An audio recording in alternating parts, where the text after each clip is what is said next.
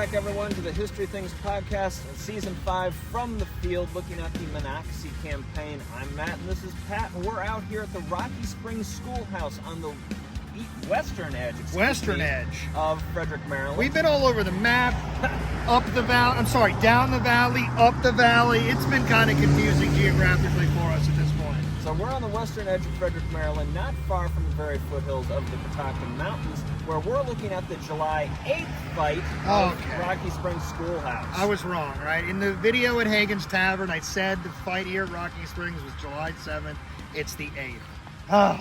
I'm always wrong. I really am always wrong. Have you ever been listening to the show? Not always wrong, but he is the man who knows this fight better than I do, so take it away. On July 8th, 1864, again, nothing happening in a vacuum. There's lots of movement. Jubal Early's Confederate forces are really moving into Frederick in a number of ways. They moved out of Hagerstown once they've crossed. They've gone to places like Middletown, ransomed it off. We've had some skirmishing up on the old Route 40, I guess the Braddock Road, historically, if you know what I do for a living. And that was, this sort of concurrent action to what we're going to talk about here. So Major Harry Gilmore, a Confederate commander who's going to be launching his own kind of peel-off raid that eventually we'll cover in its own sort of a standalone one day here on the podcast. It just covers so much ground we can't get there today.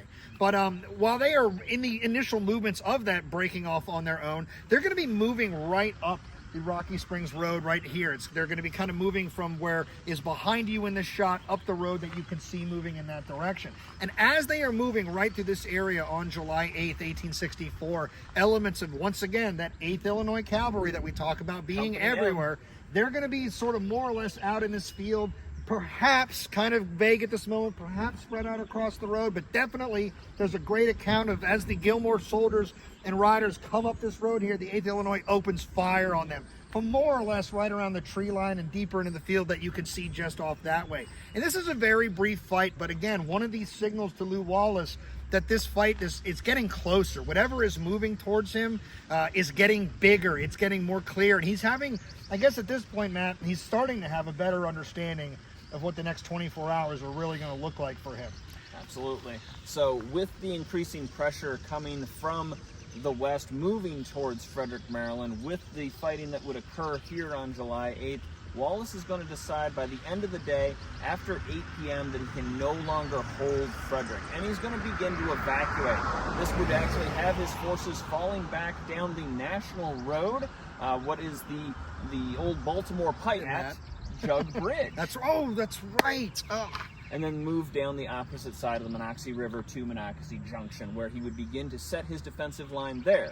Fortunately for Wallace, by this point, by July 8th, the wheels of the War Department have begun to turn and reinforcements have begun to arrive.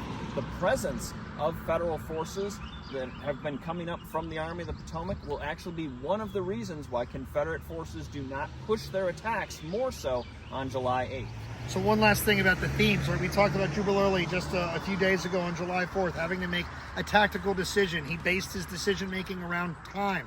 Lew Wallace also is working with the clock sort of hovering above his head like a Damocles. He knows this movement is coming his way. Not entirely sure how big it is, but he knows it's growing. He knows it's getting closer. And so those reinforcements coming up from Grant's forces, the Army of the Potomac, are critical. And this is a very important sort of 24-hour moment here. And we're going to catch up with you as things really start to devolve into that climactic battle at Monocacy Junction on July 9th, 1864. So as always, thanks for listening. Follow us on social media. We appreciate you as listeners and viewers. I'm Pat. That's Matt. Catch y'all later.